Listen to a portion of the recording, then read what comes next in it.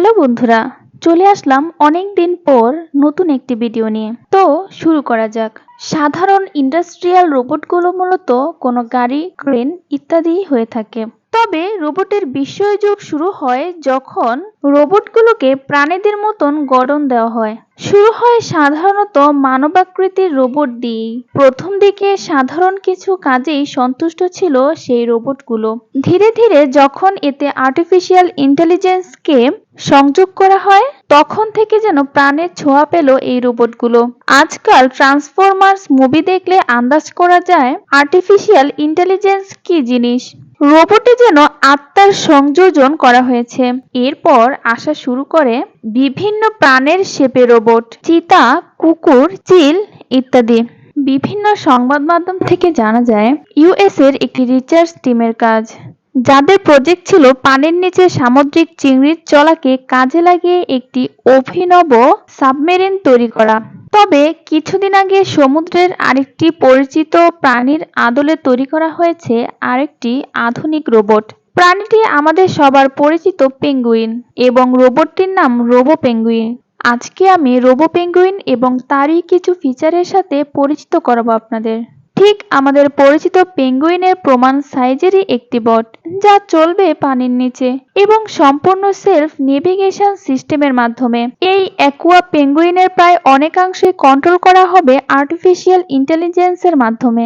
সাধারণ পেঙ্গুইনের natural body archetype থেকেই develop করা হয়েছে এর হাইড্রোডিনামিক বডি এবং উইং প্রপালশন সিস্টেম। এর মূল চালিকা শক্তি হচ্ছে একটি হাই পাওয়ারফুল ইলেকট্রিক মোটর, যা রোটেনশাল স্পিডই পেঙ্গুইনের পাখার ফ্লাপিং রেটকে কন্ট্রোল করে থাকে। এর টর্সো অর্থাৎ গ্রীবাটা এমনভাবে ফিচার করা যা যে কোনো দিকে মুভ করতে পারে এবং একে কন্ট্রোল করার পালস দেওয়া হয় এর লেজ থেকে।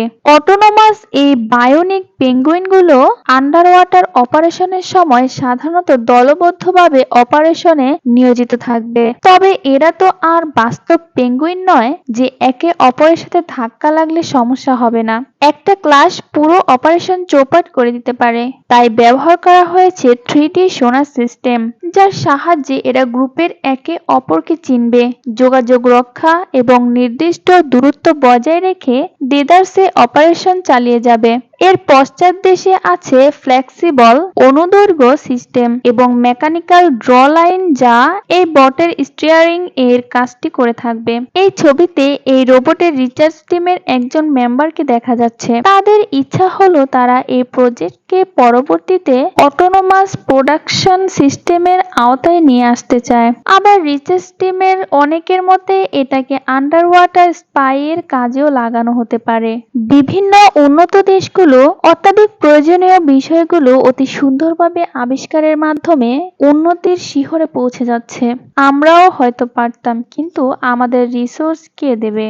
আমাদের দেশে তা সম্ভব হচ্ছে না বিভিন্ন কমতির কারণে। এগুলো আসলেই অনেক আফসোসের ব্যাপার।